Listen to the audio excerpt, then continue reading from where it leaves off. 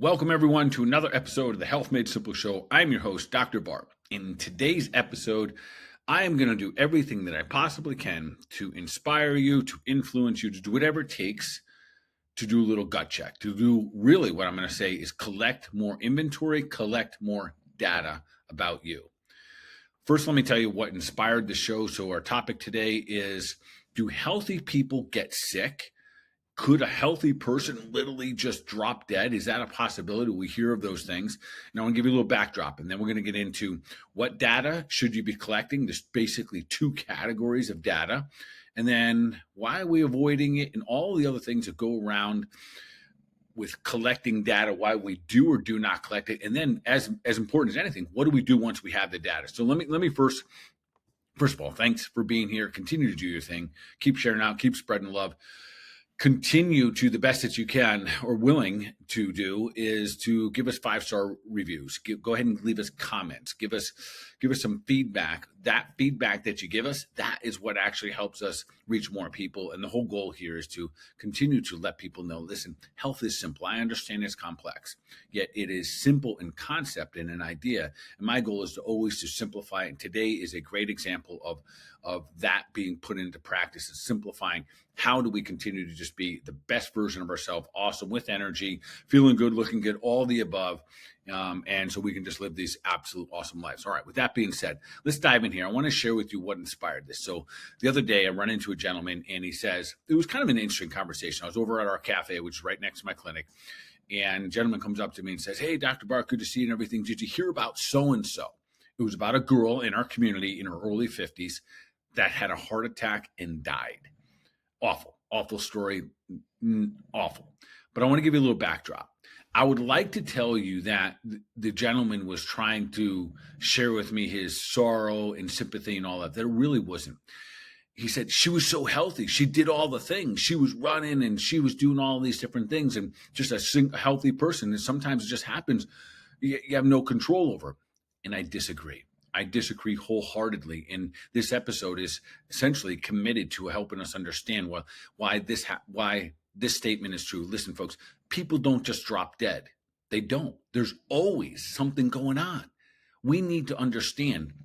Sometimes we will not understand why, but there's always a reason. It's just like driving down your car. Your engine just doesn't stop because it just stops.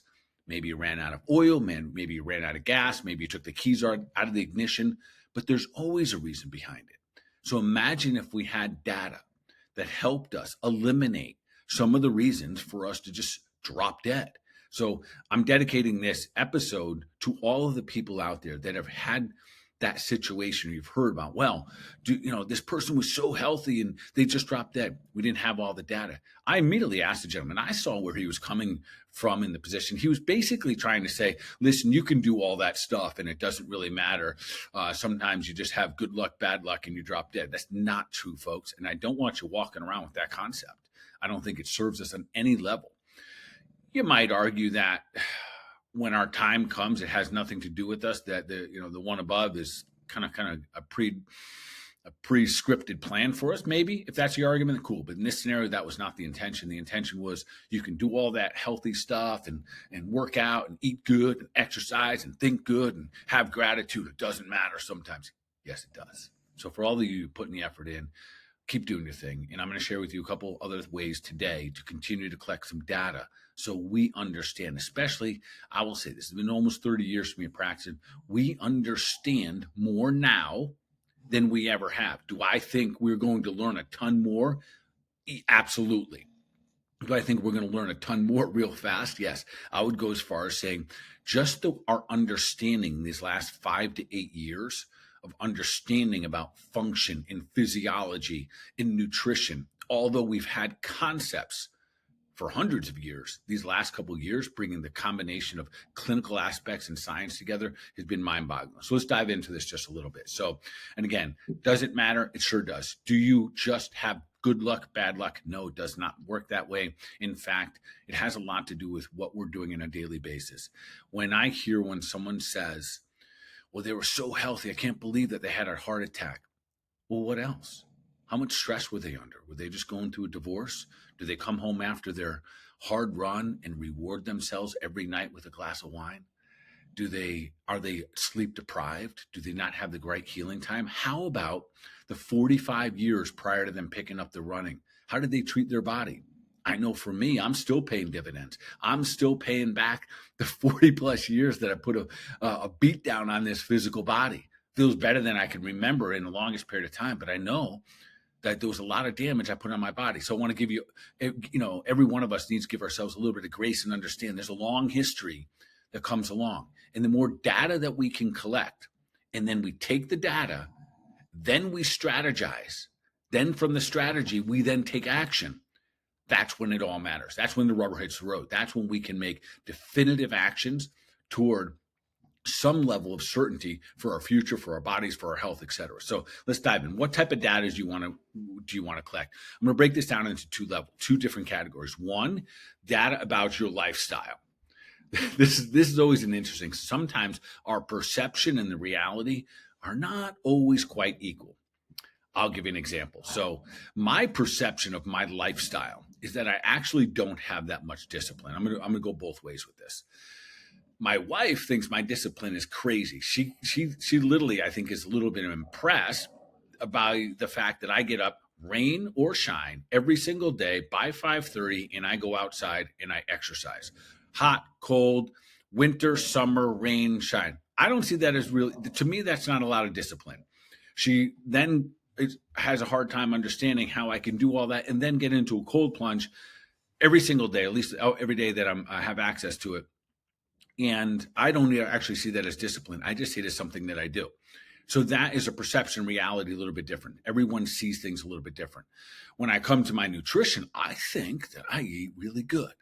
When I have that conversation with my wife, she's like, yeah, and you probably eat too many peanut butter balls. You probably eat more cheese than 2 or 3 people should eat collectively. And you know what? When I step back, she's probably correct. So there's a perception reality, and we all have a little bit of that. But let's first look at the data we want to collect when it comes to our physical bodies and our lifestyle.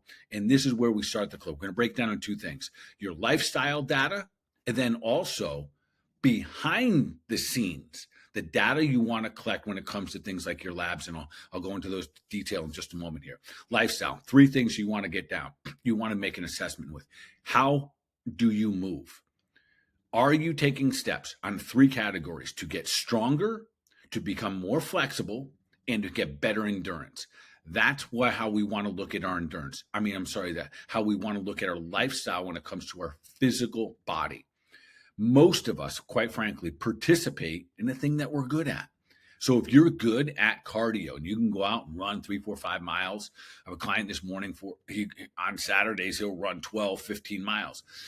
Often we lean into the thing that we're good at. So make an assessment, collect some data. Where's your weak spot? Where's your strength? Some of you don't like to lift weights. Guess what?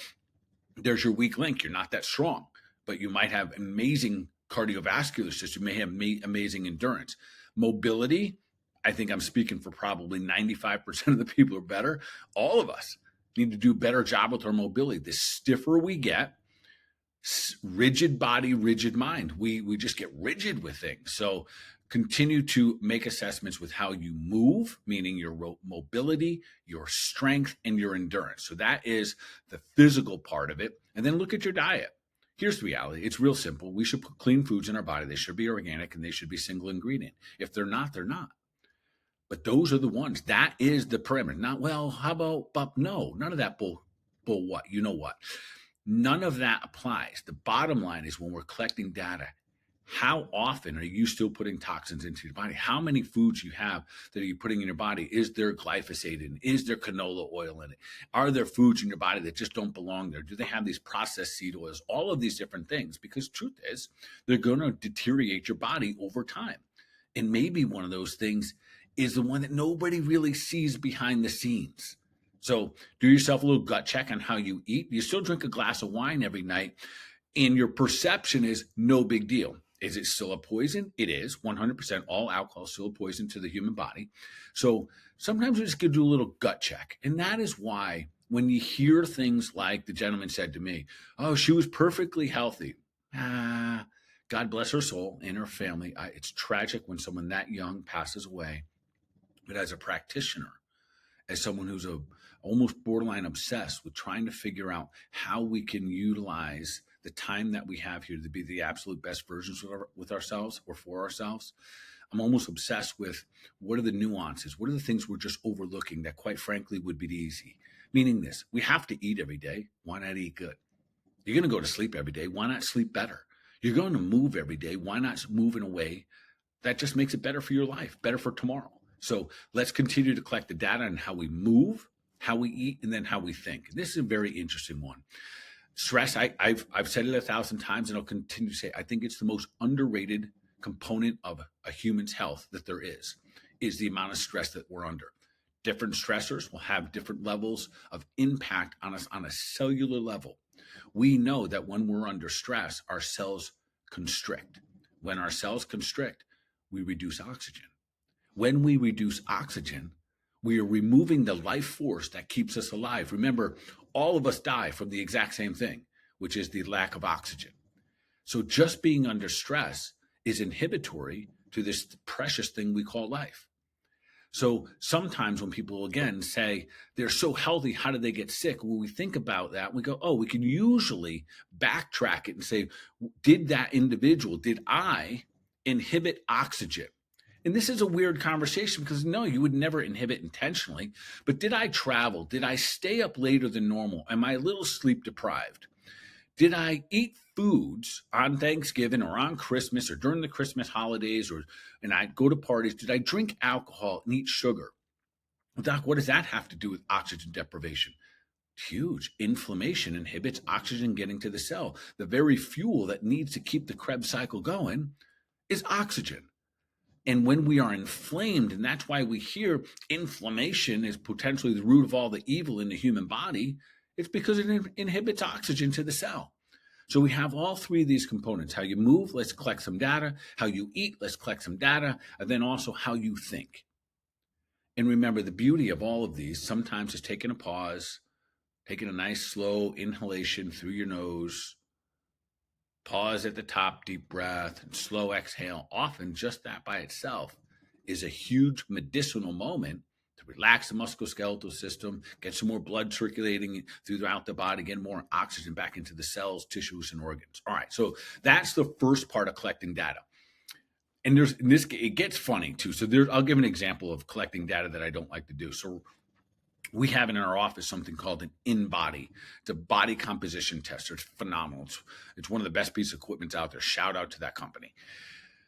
And in our office, we offer it as a free service. You literally can come in, you toss your shoes off, you get on it, and it gives you a very clear understanding of what is taking place metabolically for your body. Meaning it gives you your weight, your body fat, your intracellular fluid, measure left arm to right arm, and of course, like the fundamentals of just weight, your body fat percentage, your muscle mass, etc. There are times I don't want to get on it because I don't want to know the data because I know I've been off track. And I think this happens for a lot of us. But the truth is, the moment I do get on it, it resets me. I don't like that information, but it confirms what I needed to hear, what I needed to see, what I needed to know right in front of my face. I'm a little bit off track. This happened to me recently. I was literally avoiding it. And some people, we're going to talk about labs and about measuring. Sometimes we avoid these things because we don't want to always know the results. That is when it becomes the most important time to do it because it is often the accountability component that gets you back on track here. So I get on the InBody recently and it basically said what I expected. I was up 3 or 4 pounds, not in a favorable way. And it allows me to go, all right, Bart, it's time. Get your butt back in gear. Stop the laziness, stop the weakness, stop all of those things that are allowing you to subdue yourself with getting a little bit off track. And again, we all have our standards and we should have them. And by measuring our standards through things like getting on a scale sometimes, it's going to be beneficial. All right, I digress a little bit. Let me shift right now into the second part of when I say collecting data. This is when it comes to our labs. To do this, before I do this, I want to walk you through this. This is not a fun conversation. We're going to do it anyways. We're going to talk about what I call the 4 horsemen of disease. So listen closely on these. And we're going to put these into the right mind frame, right frame of mind, and understand this. There's what we call the four horsemen of disease. These are four diseases that, for the most part, about 85%, maybe more, Americans are going to have at least one of these. First one is cardiovascular disease. Think of heart disease. Still over 700,000 people in our country die every single year from cardiovascular disease, heart disease. Unfortunately, I don't have time to go into now, but it's a pathetic statistic because we have more people on heart medications. Statins are the number one medication in the country. We're going about it the wrong way. But nonetheless, the majority of people in our country are headed this way until we choose to go in a different direction. Number two is type 2 diabetes. And in our country, because of the way that we eat carbohydrates from day one, we have, muffins and cereal for breakfast. We have sandwiches for lunch, pasta for dinner. Everyone is headed for type 2 diabetes unless proven otherwise. And the proven will be what we're talking about in a moment, meaning we need to see the data. When you collect the data, go, oh, interesting. Even me, I have pre-diabetes or type 2 diabetes, most likely. So cardiovascular disease, number two of the four horsemen, is type 2 diabetes. Number three is cancer. And number four is what I call the neurodegenerative diseases. Those are things like Parkinson's, dementia, and Alzheimer's. Folks, these are on their way. They are not overnight diseases. They are all chronic diseases. Unfortunately, things like a heart attack, what the first sign of a heart attack typically is, the first symptom is usually the heart attack. And we have always said that in the medical profession. I disagree with it. I think the writing is on the wall for all of these. You don't wake up one day as a type 2 diabetic. You don't wake up one day with fatty liver disease. You don't wake up one day with neurodegenerative diseases. That's a 30-year disease. Alzheimer's, dementia, Parkinson's, these are decades in the making if we can read and understand the writing on the wall. So what do? There are very specific labs that should be collected a long time to give us data. With that data, then we can create strategy, take some actions, and then we reassess. When I talk about these in our office, what we've done over the years of really trying to refine and define and to some degree trying to perfect what would be the ideal set of labs, what would we be covering? And what would we would try to cover was be able to answer what is our probability when it comes to heart disease, to type 2 diabetes, to neurodegenerative diseases? And we know the thing about cancer, and so let me back up and say this. There's only one thing that connects all four of this. And this is very interesting. And unfortunately, most people don't test for it. We test for it for every single lab that I run. I run something called insulin resistance. We also need to be checking this, folks. It was an eye-opener for me the first time I ever checked for insulin resistance, which basically means over time, too many carbs and sugar. Even though I've never been obese, most of my life I've been relatively lean, I had insulin resistance. My body became resistant to insulin, and this is not good. This is at the root. This is the one marker that connects cardiovascular disease, type 2 diabetes, cancer, and neurodegenerative diseases. This is one of about 123 different markers we run. I'll give you another example without boring you with all the different markers here. But this is the lab set. And I'm going to make sure that there's a link below that you can literally go click the link, call our office. We'll do something, make it simple for you. We can email you that requisite. No matter where you are in the country, we will email you that requisite. We'll get these labs done, and then you and I can sit down and strategize and see where you are. What does the data say behind the scenes?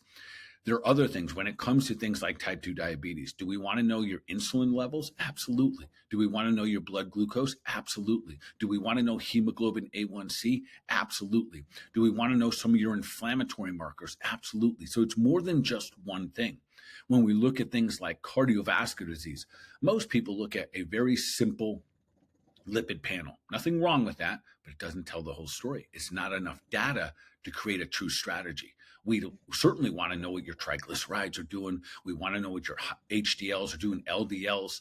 We want all of this data, but much more to really understand. This is where I say that the science and the clinical component have done we've taken such leaps in the last 5 to 10 years, 5 to 8 years.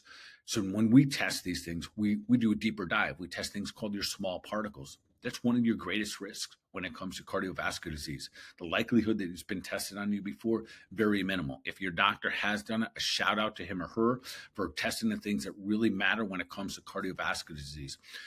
Many have not tested insulin resistance. We need to know these things. We need to know how your body is. You literally will get a score when it comes to your insulin resistance. And here's the beauty. What if you got a score right now and you're in the 50th percentile where you do not want to be, higher than you want to be? And I said, oh, listen, we know that if you have insulin resistance, there's a likelihood strong that you're going to get one of the 4 horsemen of disease. Or we change your status for the insulin resistance. There are things you could do. What would you do? You'd say, okay, show me the way. At least I would expect you to. So there are things that we can do. We also test another marker that unfortunately just, again, it's not tested frequently enough. It's called your omega-3 profile. It measures what percentage of omega-3s do you have floating around in your blood. Folks, that percentage needs to be over 8. And I'll be honest with you, I test people all the time and say, well, doc, I eat a lot of fish, or doc, I eat a lot of good eggs. I get a lot of omega-3s, or maybe I'm taking some fish oil. Rarely, I would say 1 out of 100 maybe, do people have a proper level of omega-3s. That is the number one thing we can do in terms of preventing things like Parkinson's, dementia, and Alzheimer's, which we really consider all of those type 3 diabetes. Again, a sugar component and insulin resistance component. So my point here is this. When it comes to the data, we want our lifestyle data, and that's where you just got to do some gut checks. We got to literally understand and do kind of a non-biased evaluation of ourselves and how you move, how you eat, and how you think. And then the second part of this is where I want to do my best in trying to influence and encourage you that, listen, a lot of you have very good, healthy lifestyles. For myself, for example, I was eating pretty good. I was exercising daily. Physically, if you looked at me, you'd say, wow, you're fit and whatever. Yet when I ran my labs, I had insulin resistance. I was pre-diabetic. And those are definitely long-term strategies someone might have said down the road, oh my goodness, what happened to Dr. Bart? He was so healthy. If I didn't know those things, to avoid them, to lean in a different direction, to go down a different path, that's what that created so many of my patterns and habits, because I have the data behind it. So again, in the event that you are saying, yeah, I hear this, I need to know. Very simple. There'll be a link below, somewhere below. That's my goal and my plan here, that there'll be a link below. Click the link, and this is going to bring you directly to our office, maybe to a page or something like that. You can just purchase or get your labs right there. One way or another, figure it out. There's a comprehensive male panel. And yes, we'll check things like your PSA for men and for women, all of your hormones, all 9 markers for your thyroid. We're going to test things for autoimmune conditions when it comes to your thyroid gland. We're going to make sure that your white blood cells are adequate. We're going to even have you pee in a cup. Very elaborate tests. This set of data is what should set up the strategies that we take from day to day. All right. With that being said, that's your simple health tip. Hopefully I did something here today to make you one. I don't want you to walk around thinking that people just drop dead just because of good luck, bad luck. It does not happen that way. And God bless anyone that you do know that was super healthy in our perception, and all of a sudden something happened to it. It just means we probably don't know. We don't have all the data behind it, but it wasn't good luck, bad luck. That being said, you do have a lot of influence over the direction that you're heading, especially with the science, the collection of data that we can get from our lifestyle and from our labs. They give us a great opportunity to then create a strategy, which still takes action. We still have to put it in play to become the best version of ourselves. All right. With that being said, thanks for being here. Keep doing the thing. Keep sharing out. Keep spreading the love. And of course, continue to take deliberate action for your mind, your body, your overall wellness. Y'all be awesome.